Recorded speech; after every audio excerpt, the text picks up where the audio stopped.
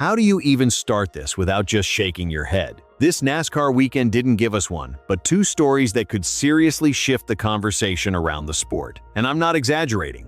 The first, the kind of moment that makes you sit up on your couch and go, wait, that just happened? The second, it might quietly shape the future of racing in a way fans have been begging for years.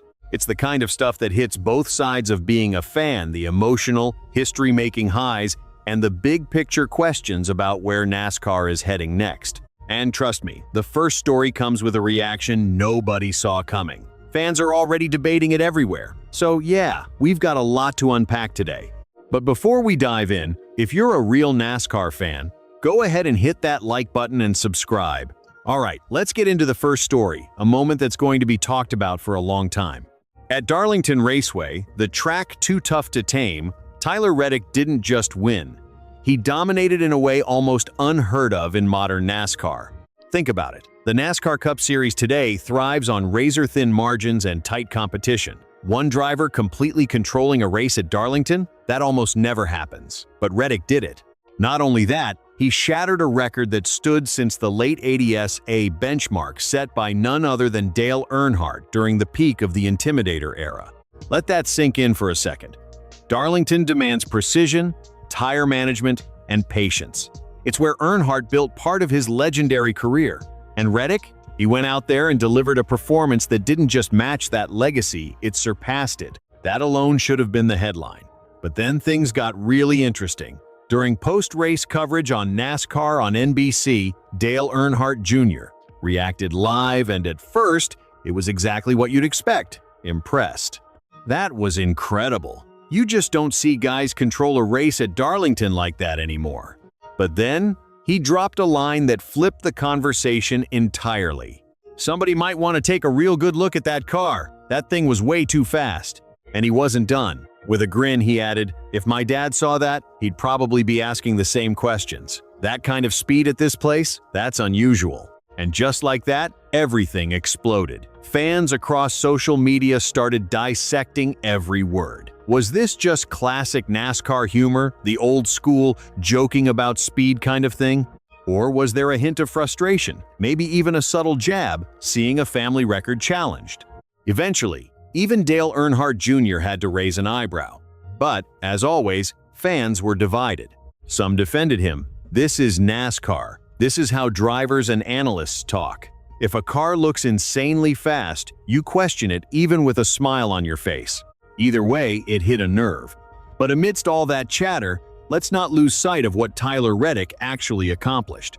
In just one race, he shattered a decades-old record tied to one of the sport's biggest legends, delivered a level of dominance rarely seen today, and cemented his name alongside the Darlington greats. That's not just a win, it's a legacy moment.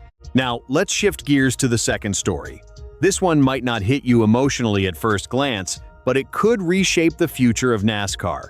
NASCAR is seriously exploring ways to increase horsepower at more tracks. For 2026, they've already made a bold move, boosting cars from 670 to 750 horsepower on short tracks, road courses, and even some bigger tracks like Darlington and Nashville's Gateway. And this is huge because drivers have been asking for it for years. We're talking tracks like Bowman Gray Stadium, Circuit of the Americas, Phoenix Raceway, Martinsville, Bristol, Watkins Glen, Dover, Nashville Superspeedway, Sonoma, North Wilkesboro, Iowa, Richmond, Charlotte road courses, and even a street course in San Diego. Here's where it gets interesting. According to Mike Ford on the Holler Talk podcast, NASCAR is proceeding cautiously. He explained, "The mile-and-a-half tracks already give us some of the best racing we have, so why risk messing that up? We don't want to ruin what's already working." And he's not wrong. Every year, teams get better, cars get sharper, and even small changes can completely alter how a race plays out. So NASCAR is treating this as a test phase for 2026. They'll evaluate races at Darlington, Nashville Gateway, and the short tracks, compare them to the mile-and-a-half tracks, and then decide if more horsepower should roll out across the board in 2027. As a fan, this is incredibly exciting. More horsepower means more throttle control, more room for mistakes, and more driver skill coming into play. Basically, more of what we love about NASCAR. When you put both of these stories together, it's wild.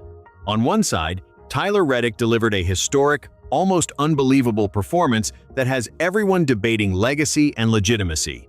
On the other, NASCAR is potentially reshaping the future of racing with more power under the hood. It's the perfect mix of honoring history while evolving the sport at the same time. Now, I want to hear from you. What did you make of Dale Earnhardt Jr.'s reaction? Was it just a joke, or did it feel like something more? And how do you feel about more horsepower coming to more tracks excited, or think NASCAR should leave things as is? Drop your thoughts in the comments, we need to talk about this. From my perspective, as a fan who watches every week, that moment with Dale Jr. didn't feel entirely like a joke. Sure, he smiled, kept it light, but when you bring up your dad, Dale Earnhardt, and talk about that kind of speed at Darlington, there's at least a little curiosity there. But that's NASCAR culture. When someone shows up and dominates a track that tough, raising eyebrows doesn't mean something's wrong, it means the performance was that impressive. And that's exactly how I see what Tyler Reddick did.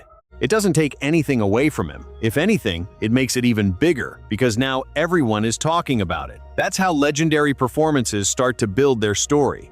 On the horsepower front, I'm genuinely excited. I've been saying for years, give these drivers more power. Let them actually drive the cars, not just hold them wide open all the time. Hearing Mike Ford talk about carefully testing it, I respect that. We want more horsepower, but we also don't want to ruin the racing we already love. This test phase in 2026 feels like NASCAR finally listening to drivers and fans, but doing it the right way. Evaluate it at Darlington, Nashville, and the short tracks, then make the big decision for 2027. If it works, we could be heading into a Cup Series that's more raw, unpredictable, and thrilling to watch. So yeah, between a historic performance that has everyone talking and real changes coming to how these cars race, NASCAR is in a very interesting spot.